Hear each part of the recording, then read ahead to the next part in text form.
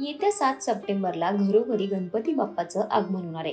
त्यासाठी आत्तापासूनच घरात तयारी सुरू झाली आहे. घर स्वच्छ करण्यापासून ते डेकोरेशनचं फार महत्त्वाचं काम असतं. अशातच बाप्पाच्या स्वागतासाठी जोरदार तयारी सगळीकडे सुरू झाली आहे, जेणेकरून बाप्पा घरी येईल आणि घर एकदम प्रसन्न वाटेल. त्यामुळे यंदा बाप्पाच्या स्वागतासाठी तुम्ही घर कसे सजवाल यासाठी तुमच्यासाठी काही खास आयडिया घेऊन आलो आहोत. नंबर 1, फुलांची सजावट. तुम्हाला ज्या भिंतीजवळ गणपती बाप्पा बसवायचा आहे त्याच्या मागे दोरीवर तुम्ही फुलांची माळ गुंडाळा आणि शेवटी एक घंटा देखील लटकवू शकता. तसेच आर्टिफिशियल फुलांच्या माळ आणि घंटा बाजारात अगदी सहज उपलब्ध आहेत. या प्रकारचा बॅकग्राऊंड गणपती बाप्पासाठी खूपच छान दिसतो.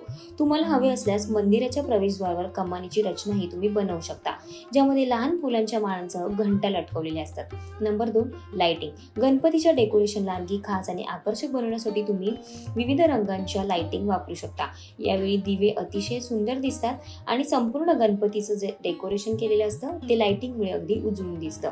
यासाठी तुम्ही कृत्रिम लाइटिंग देखील खरेदी करू शकता. नंबर 3, रिबनच्या माळा. गणेशोत्सवाची सजावट करताना तुम्हाला हवं असल्यास तुम्ही लांब स्ट्रिंग सारख्या रंगीबेरंगी रिबिनी सुद्धा लटकवू शकता. तसेच या रिबिनीमध्ये तुम्ही फुलं आणि लाइटिंग सुद्धा घालू शकता. यामुळे तुमचं गणपती बाप्पाचं डेकोरेशन खूप रंगीबेरंगी आणि सुंदर दिसेल.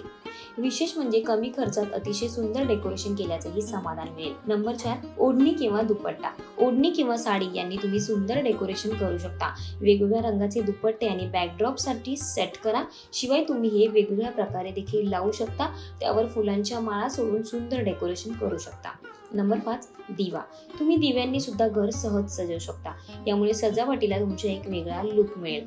तुम्ही दिव्यांचे तेल न लावता इलेक्ट्रिक दिव्यांचा वापर देखील करू शकता. शिवाय बाजारात विविध रंगाचे इलेक्ट्रिक दिवे देखील उपलब्ध आहेत. तुम्ही ते देखील तुमच्या गणपती बाप्पाच्या सजावटीसाठी त्याचा वापर करू शकता. तुम्हाला ही माहिती कशी वाटली हे कमेंट करून नक्की कळवा आणि अशाच नवीन व्हिडिओसाठी माय महानगर मानिनीला जरूर सबस्क्राईब करा.